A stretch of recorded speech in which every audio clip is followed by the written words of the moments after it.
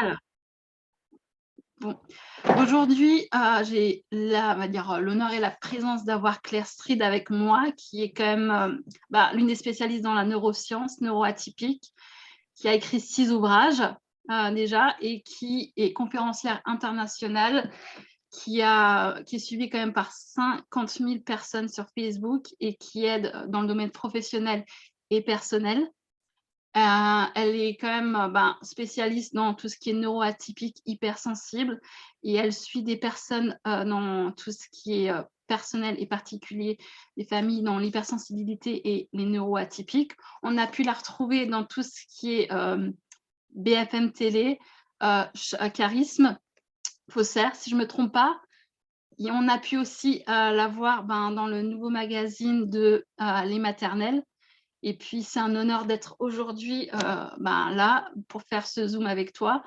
Et je suis très reconnaissante que tu as pu prendre, du temps pour moi, quelques minutes pour pouvoir, parler sur l'hypersensibilité. Toi, en tant qu'hypersensibilité et neuroatypique, il va dire qu'est-ce que, les émotions pour toi, ça représente? Que ce soit la colère, l'hypersensibilité, l'hyperémotivité. Qu'est-ce que c'est pour toi, en fait, l'hypersensibilité en un mot? Oula, en un mot, déjà, merci Priscilla de m'accueillir et de m'accorder aussi ton temps et ton énergie. En un mot, chaos, bordel, je ne sais pas quel autre mot te donner par rapport à tout ça. Les émotions, en fait, c'est aussi vital.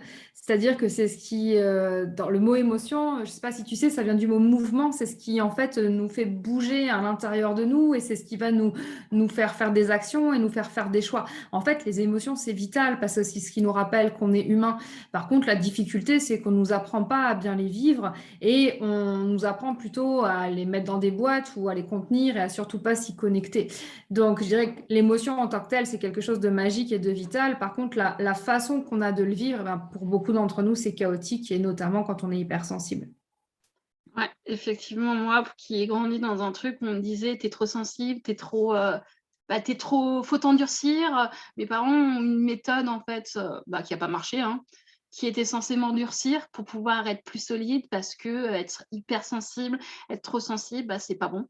C'est pas bon parce que, en fait, je pense que la société, en fait, elle accepte pas l'hypersensibilité. Il faut cacher ses émotions, il faut les mettre dans une boîte et le problème, c'est que plus on met que ce soit un traumatisme ou des émotions dans une boîte, on va les cumuler, plus encore ceux des autres quand on est hypersensible, au bout d'un moment, ça explose et c'est un raz-de-marée.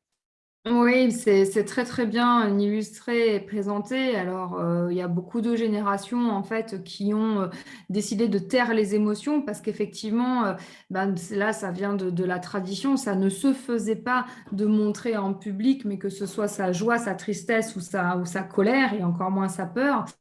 Et donc, on a toujours associé les émotions à quelque chose de faible, c'est-à-dire que les hommes ont assimilé les émotions au féminin, le féminin étant considéré comme le sexe faible, comme malheureusement on le sait tous. Et bien du coup, il y a eu cette espèce d'amalgame. On sait très bien qu'on a toujours dit aux petits garçons qu'il fallait pas qu'ils pleurent, qu'ils devaient être forts.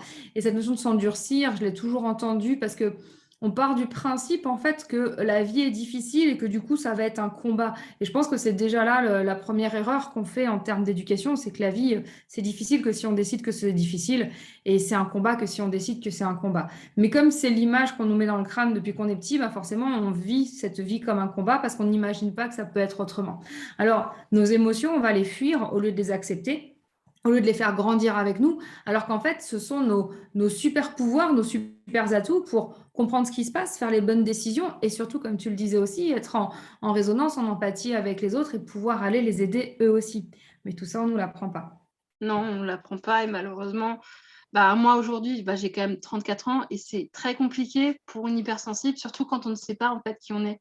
On sait pas, quand on ne sait pas ce que c'est l'hypersensibilité, parce que c'est pas démocratisé aujourd'hui. Je trouve que, je sais pas ce que toi t'en penses, est-ce que l'hypersensibilité, on le connaît réellement au jour d'aujourd'hui? On sait ce que c'est en fait? Alors, oui, au niveau scientifique, bien sûr, qu'on sait ce qu'est l'hypersensibilité. J'allais dire, tous ceux qui avons, nous tous qui avons travaillé dessus au niveau scientifique, on sait ce que c'est.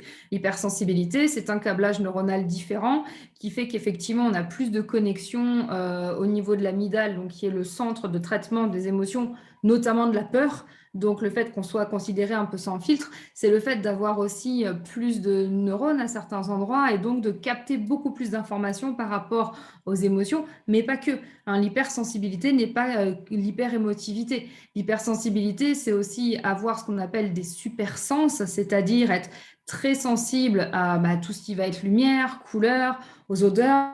Par exemple, je sais que moi, j'ai plein d'odeurs qui me filent la nausée et les gens, ils sentent même pas le truc autour de moi et moi, je suis à deux doigts d'aller vomir partout, tu vois. C'est aussi tout ce qui va être matière, ne pas supporter certaines matières, tout ce qui va être lumière qui clignote, enfin voilà, tout ce qui vient, certains goûts, certaines textures, tout ce qui vient en fait perturber nos sens. C'est-à-dire que notre hypersensibilité fait que nous avons des hypersens, que nous sommes dans une intensité de réception de messages plus grands au niveau émotionnel, au niveau de tous nos sens et aussi au niveau de notre corps. C'est-à-dire qu'un truc qui va faire un petit peu mal chez quelqu'un peut nous faire très très très mal, mais paradoxalement, on a une très grande résistance à la souffrance et à la douleur parce qu'on a l'habitude depuis toujours. Et c'est aussi ce qui explique qu'on est, pour la plupart d'entre nous, des maladies, des allergies et des choses comme ça, parce que tout notre organisme, en fait, est hypersensible. Et ça, je te rejoins, ça, c'est mal compris aujourd'hui. Il y a vraiment ce côté ultra marketing de l'hypersensibilité. Je vois un chaton, je me mets à pleurer, ou on me dit deux phrases, je me mets à pleurer. C'est pas ça l'hypersensibilité. L'hypersensibilité, c'est bien tout ce package qui fait qu'on a un fonctionnement complètement différent et qui peut être lié à du haut potentiel intellectuel, qui peut être lié à de la dyslexie ou de la dyspraxie, mais pas toujours. On a à peu près 25% de la population, hein, d'après Hélène Aron, qui est la première à avoir travaillé sur le sujet, qui portons ces spécificités hypersensibles. Et on n'est que 3% à être HP, 6-8% à être 10, etc. Mais ce qui est hyper important aussi, et ça je le souligne à chaque fois parce que c'est la thèse de Bianca Acevedo qui a été super importante sur le sujet, sur le cerveau hypersensible, c'est qu'il n'y a pas que les humains qui sont hypersensibles. Il y a une centaine d'espèces, voilà, une centaine d'espèces qui sont aussi hypersensibles et que cette hypersensibilité est un signe de notre évolution, donc de notre adaptation à notre environnement. Et c'est là où moi je dis, mais posez-vous la question, pourquoi est-ce qu'on a besoin de plus en plus de personnes hypersensibles dans ce monde de brut, en fait? Et on a besoin de cet équilibre, de plus d'empathie, de meilleure connexion à soi et à l'environnement, parce que la personne hypersensible, elle a une ultra connexion à la nature et au vivant que les autres n'ont pas. Donc c'est là-dessus qu'on est complètement différent. Ouais, et justement, en parlant d'animaux, moi, justement, j'ai un animal qui est hypersensible, voilà, et puis je sais ce que c'est au jour d'aujourd'hui. Moi, je sais que, comme tu disais, certaines odeurs, certaines textures, moi, je suis très sensible à la lumière. Un exemple, certains goûts, parce que j'ai les papilles très développées. Et quand je mange de l'ail, ça me donne envie de renvoyer direct. Certaines odeurs, moi, si ça me prend en narine, c'est limite si je vais faire une syncope, parce que c'est... Voilà, mais c'est vrai que moi, je suis très sensible. Par exemple, les pulls, tout ce qui est laine, je ne supporte pas. Certaines textures, vous savez, tu sais, les microfibres qu'on utilise pour le cheveu, je ne supporte pas la texture qu'il y a sur le bout de mes doigts. Enfin, en fait, c'est pas seulement les émotions, c'est tout ce qu'il y a autour. Moi, je sais que la lumière, je suis limite très... en fait, j'ai les yeux fermés, quoi. La lumière, c'est vraiment quelque chose qui, moi, en fait, me marque beaucoup. Les couleurs vives. Enfin, mais c'est vrai qu'aujourd'hui, en tant qu'hypersensible, est-ce que toi, en tant que hypersensible, neuroatypique, est-ce que au niveau de tout ce qui est rapport animaux, on va dire végétaux, le monde extérieur, qu'est-ce que toi, en fait, ça t'apporte? Est-ce que ça te fait vibrer? Est-ce que ça t'apporte une énergie des fois qui donne une bouffée, la nature, d'air frais, d'apaisement? Ça me ressource. Moi, j'ai quitté la ville depuis quelques années parce que je supporte plus l'énergie des villes. Et à chaque fois que j'y vais, je me mets dans ma bulle pour vraiment me sentir bien. Et oui, j'ai besoin d'être dans la nature. J'ai besoin d'être en connexion avec la nature. J'adore aller dans les grands espaces ou sur des îles ou au Népal pour profiter justement de toute la puissance de la nature. Et je me vois plus du tout revivre en ville aujourd'hui. C'est juste pas possible, en fait. Bon, après, moi, j'ai pas vécu en ville, j'ai vécu à la campagne. J'adore les forêts, j'adore les randonnées. Moi, je suis vraiment quelqu'un de... J'aime la nature en soi, les plantes. Voilà. La nature, je trouve que c'est quelque chose qui enrichit, c'est quelque chose qui apaise, c'est quelque chose qui apporte un calme. C'est comme quand l'autre fois, on s'était vu à Paris. moi, j'ai vu Paris, j'étais là, je me suis dit: «Mais c'est quoi ce bordel?» Je me dis: «Les gens», moi, j'étais là, en fait, tellement de stress, d'agressivité, Mmh. c'est pas pour moi. Moi, je voulais aller voir la tour Eiffel, après le séminaire. Je me suis dit: «Non, je vais manger un truc, je vais attendre jusqu'à 11 heures s'il le faut, mais je vais pas me balader dans Paris, je peux plus». J'en pouvais plus, je voulais juste, rentrer chez Et moi. c'est une énergie très particulière quand on n'a pas l'habitude. Et moi, je suis contente d'en être en conscience aujourd'hui parce que avant, je prônais la ville pour tout le côté culturel, dynamisme, etc. Aujourd'hui, je me rends compte à quel point la ville m'épuise et surtout à quel point la ville peut être agressive en fait. Et moi, j'ai besoin de cette douceur. Comme toi, je suis en connexion directe avec les émotions des gens et ressentir des gens en stress et en colère autour de moi, ça me demande euh, une vraie conscience de moi pour pas me laisser envahir. En fait, c'est un truc que j'ai appris au fur et à mesure. Avant, quelqu'un en colère, ça me mettait en colère. Quelqu'un en stress, ça me stressait. Quelqu'un qui pleurait, je me mettais à pleurer. J'étais vraiment, tu vois, dans cette réciprocité d'émotions. Et au fur et à mesure, j'ai appris justement à créer ma bulle et à bien détacher les émotions de l'autre et les miennes pour pas me laisser envahir. Bah, ça, malheureusement, j'y suis pas encore arrivée. Je suis très, très hyper empathe, comme ma kinésiologue, elle dit, et c'est très compliqué. Pour moi, en fait, quand je vois même un animal, même une mouche, quand les gens ou une araignée veulent la tuer, moi, je peux pas, en fait. Je peux pas. On va dire, on peut pas tuer un être vivant, même si c'est une araignée, même s'il y en a qui ont une phobie. Moi, en fait, faire le mal autour de moi, dans un certain sens, c'est pas possible. Enfin, c'est Et peut-être compliqué. c'est complètement logique en étant hypersensible et dans tous les enseignements qu'on peut trouver, que ce soit dans le bouddhisme ou d'autres choses, en fait, c'est dès qu'on commence à prendre conscience de la valeur de la vie, ne serait-ce que d'une mouche ou d'une fourmi, on est déjà bien évolué sur une certaine conscience humaine, en fait. Et je sais que moi, c'est un truc qui a changé dans ma vie le jour où je me suis dit, mais je peux ne pas tuer les bestioles, tu vois. Et je te partage mon actualité. J'ai une souris qui court dans ma cuisine depuis 3 jours. Je veux juste l'éloigner de la cuisine naturellement et je veux pas du tout la tuer ou quoi que ce soit. Bon, elle me bouffe tout ce qu'elle trouve. Mais voilà, je pense qu'il y a assez de place dans ce monde pour elle et pour moi. Il suffit juste qu'elle aille vivre dehors et tout se passera bien. Mais à aucun moment, je vais l'aller la tuer et à aucun moment, je vais envoyer mon chat dessus pour qu'il la bouffe. Tu vois, c'est juste pas possible en fait. Donc, on a vraiment cette conscience-là de la vie. On parle des animaux, c'est pareil avec les plantes. Moi, quelqu'un qui arrache des plantes ou qui fait mal à des plantes, c'est pas possible en fait. Aux arbres, je t'en parle même pas. Ben, moi, en fait, ouais, bah, après la nature, moi, je trouve que c'est quelque chose, bah, de beau. C'est-à-dire, voilà, il y a la verdure, moi, je sais que j'adore quand, enfin, c'est bon, chacun est propre. J'adore quand il y a, bah, les arbres qui sont verts. Bon, l'hiver aussi, la neige, mais j'adore vraiment, en fait, la voir fleurir. J'adore, bah, la vie en soi. Enfin, c'est moi, c'est quelque chose de magnifique. Mais c'est sûr que, comme je dis, moi, je suis très proche des animaux. J'ai un chien, un cochon d'Inde, et comme je l'ai dit, mon chien et puis le chien de mes parents, c'est toute ma vie, hein. J'ai grandi avec des animaux et puis, bah, manque de bol, enfin, c'est pas manque de bol, hein, mon chien fait de l'hyperattachement. Bah, comme je dis toujours, le maître, ressemble au on va dire, on dit toujours que le chien ressemble au maître, mais j'estime qu'en fait, bah, plus on a cette hypersensibilité, et je trouve qu'on mieux on peut connecter, on peut comprendre les autres à travers, leurs émotions. Totalement. Ouais, oui, c'est ça. Parce que comme tu l'as dit, on a cette grande empathie qu'on peut appeler une hyper-empathie. Après, là, scientifiquement, on n'est pas tous d'accord sur le vocabulaire, mais ce qui est sûr, c'est que on a voilà, plus d'empathie que les autres. Maintenant, c'est à nous aussi d'apprendre à la gérer pour pas se faire dévorer et pas se faire manipuler. Parce que on est un peu comme des super naïfs. Enfin, je pense qu'il y a un moment, j'aurais pu avoir un t-shirt avec marqué super victime, super naïf dessus. Parce que je savais pas faire la différence entre les choses et je tombais dans le panneau. Et puis, quand on est hypersensible, on a du mal à avoir confiance en nous au départ. C'est un truc qu'on a vraiment besoin d'apprendre. On a du mal à comprendre qu'on a de la valeur. On est tellement dévoué aux autres qu'on en oublie qu'on est une personne, nous aussi, et que c'est important de prendre soin de nous d'abord avant d'aller prendre soin des autres. C'est que moi, dans mon chemin, ça a été comment dire, une vraie révolution, je crois qu'on peut dire ça comme ça, de me dire, OK, je vais d'abord me considérer moi, je vais d'abord moi aller bien pour ensuite aller prendre soin des autres. Et ça a tout changé. Je me suis rendu compte que dans mes accompagnements, j'étais bien plus à l'aise, bien plus efficace à partir du moment où moi j'allais bien, plutôt que quand je m'oubliais et que je me consacrais qu'aux autres. Donc on a aussi à apprendre en tant qu'hyper hypersensible à se dire, OK, mon hypersensibilité, j'en fais quoi? Et pas se laisser totalement dominer par notre hypersensibilité, parce que comme tout ce qu'on a dans notre cerveau, on est uniquement en mode survie. On n'est pas en mode efficience, optimisation du process, tu vois.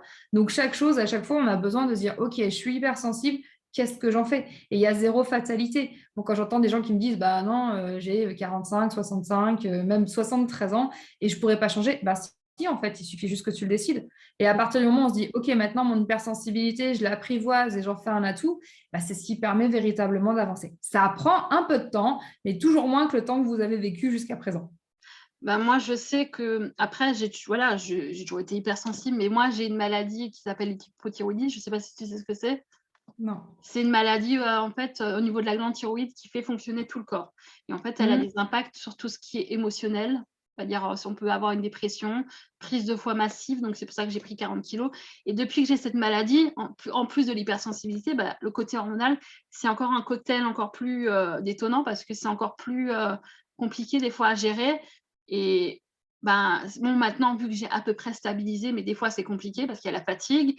Enfin, c'est tout un mélange, mais je sais que en tant qu'hypersensible et en ayant ce problème, pour moi, ça a été, très compliqué parce que je suis passée par des phases de dépression, justement comme tu dis, parce qu'on n'a pas confiance en soi, parce que, on ne s'aime pas. Moi, je me suis jamais aimée. Chaque fois que je me regardais dans le miroir, je ne pouvais pas me regarder. J'avais honte de mon corps, j'avais honte de qui j'étais et justement, ben, quand on est hypersensible et qu'on n'a pas confiance en soi, bah, malheureusement, on a tendance à attirer les relations toxiques, les gens qui profitent un petit peu de notre naïveté, de notre gentillesse et derrière, bah, après, on passe pour les mauvaises personnes et c'est pour ça justement que, bah, j'ai fait une chaîne sur les relations toxiques parce que je les connais bien ceux-là.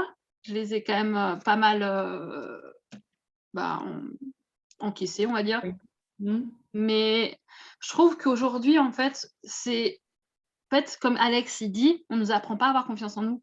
On nous apprend pas à s'aimer soi-même et on a toujours tendance moi, j'avais tendance à vouloir chercher l'amour à l'extérieur pour pouvoir, en fait, remplir, bah, ce qui était vide à l'intérieur de moi et en fait, je comprenais pas. Je pensais que l'hypersensibilité, pour moi, c'était une faiblesse.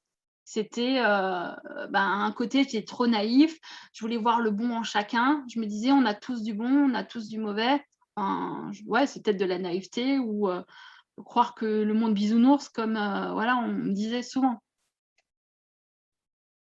Et bah, je te rejoins tout à fait dans ce que tu dis, parce que oui, on ne nous apprend pas à avoir confiance en nous, on nous fait taire nos émotions, donc en fait, on nous renvoie le message que qui on est, ça ne va pas. Donc, on joue à, j'allais dire, presque au caméléon, à essayer de donner à l'autre cette image dont il a besoin, ce fameux faux self, en fait, et on se perd là-dedans. Et c'est ce qui fait qu'à un moment, bah, ça craque, et ça craque en maladie, ça craque en dépression, ça craque en burn-out, ça craque en plein de trucs, parce qu'à un moment, on ne peut pas ne pas être qui on est, en fait. Ah Et non. je ne connais pas beaucoup d'hypersensibles qui ont eu un chemin tout tranquille, tout cool, qui depuis le début ont réussi à bien vivre le truc, parce que la vie ne nous prépare pas à ça, en fait. Et là, même si scientifiquement on sait ce qu'est l'hypersensibilité, ça reste vraiment comment dire, dans un petit secteur. Et le commun des mortels, le grand public, il met tout et n'importe quoi et ne le prend pas encore totalement en considération, et encore moins dans l'éducation de l'enfant. Et on sait que c'est là que tout se crée. Je ne sais pas si tu as lu les livres d'Hélène Aron qui sont passionnants par rapport à tout ceci, et c'est Bah, vraiment elle. j'ai lu, mais après moi le côté, bah, lecture, c'est en fait le côté autant écrire, j'adore ça, mais lire, c'est très compliqué parce que je change en fait les mots. J'ai tendance en fait à mon cerveau, comme elle dit, mon orthophoniste, parce que je suis de l'orthophoniste pour la dyslexie, la dysorthographie, bah, mon cerveau par adressage, je sais plus comment elle dit, il a tendance en fait à inventer et en fait là, on commence à réapprendre au niveau de la lecture. On commence, on commence en fait, mais c'est vrai que la lecture, c'est quelque chose où j'ai eu du mal parce qu'on m'avait mis à l'école parce que j'avais été dans une école spécialisée en internat, on m'avait mis en CLAD avant d'aller en internat dans on va dire dans un groupe d'enfants qui ne savaient pas lire. Je savais lire, seulement que moi, j'imaginais la suite. En fait, je formulais à ma sauce quoi, les phrases qui suivaient en inventant des mots, mais ça donnait ce que ça voulait dire. Mais j'invente en fait des mots. Et des fois, ce qui Et, arrive, Et tu essaies d'écouter des livres aussi ou pas? Ben, écoutez, oui, parce que là, comme je dis, je suis en train d'écrire justement mon propre bouquin par rapport à ma rupture, ce que ça m'a fait, ce que ça fait de vivre des relations toxiques et de la dépendance affective. En fait, j'ai plus de facilité à écouter ce que j'écris parce que je reconnais les mots, voilà, je sais quand il y a une faute. Mais c'est vrai que j'ai jamais réussi à écouter des livres on va dire, de manière auditive. T'as jamais essayé ou t'as jamais réussi? J'ai jamais essayé, à vrai dire. J'ai jamais essayé. Parce que le problème, Ça, ça, c'est ça que aide bien, enfin, même si tu le fais juste 5 minutes par 5 minutes, ça aide bien. Et alors, il y a plein de choses que tu peux trouver en ligne ou même gratuit sur YouTube. Je parlais juste d'Hélène Aron parce que c'est elle, hein, qui a vraiment mis en avant toute l'hypersensibilité et qui explique que la phase la plus importante, c'est l'enfance en fait. Et le moment où on crée les émotions, enfin, le moment où on crée le cadre affectif et la sécurité affective autour de l'enfant pour pouvoir l'aider à l'accompagner. Et ça, alors, Hélène Aron, ça fait 30 ans quand même qu'elle travaille dessus. Mais le temps que ça arrive jusqu'à nous et que ça rentre dans les notions d'éducation, ben, ça prend forcément du temps. Donc c'est bien, plus il y aura d'interviews comme celle-ci et de messages, ça pourra aider toutes les générations d'hypersensibles à trouver leur place. moi, justement, j'ai une petite nièce qui a en fait maintenant 8 ans. Elle est née, elle a eu, je ne sais pas si tu connais, la dysphasie. Oui, tout à fait. Et elle a eu de la dysphasie. Je suis chez la même orthophoniste qu'elle a, et elle est aussi HP. Ils n'ont pas fait les tests, mais connaissant en fait, comme elle a le même caractère. En fait, elle a certains traits de caractère. Cette gamine, en fait, c'est une pépite. C'est ma poupée. Mais en fait, ce que je veux dire, c'est que quelque part, si j'ai fait ça, c'est aussi en fait pour pouvoir préparer le terrain au futur, à la future petite Mélinda qui aura besoin de comprendre ce qui se passe dans sa tête, en elle. Et je trouve que c'est un beau message d'aider des enfants, des adultes qui ne savent pas vraiment qui ils sont, qui étouffent en fait leur potentiel, parce que quand on n'a pas conscience en fait déjà d'être hypersensible ou même d'être neuroatypique, moi je sais qu'en fait du moment où j'ai su que j'étais neuroatypique, on va dire HPI, en fait mon potentiel en fait il a commencé à sortir, mon intelligence a commencé à se développer. Et j'avais tendance en fait à regarder, c'était une chaîne YouTube d'une psychologue qui était spécialisée sur tout ce qui était HP, et elle a clairement dit qu'on pouvait en fait brider son intelligence parce que parce qu'on n'a pas confiance. Et comme moi j'ai toujours pensé que j'étais complètement neuneuse, stupide, voilà. Et c'est le cas de beaucoup de personnes avec un haut potentiel intellectuel, parce que toute l'importance de cette réalité, c'est le mot potentiel. C'est-à-dire que le truc, il est là, mais si on ne t'explique pas comment l'activer, il ne s'active pas en fait. Et si ce n'est pas nourri, on le voit, hein, moi j'accompagne beaucoup d'enfants, j'ai même créé une masterclass pour aider les enfants neuroatypiques et hypersensibles.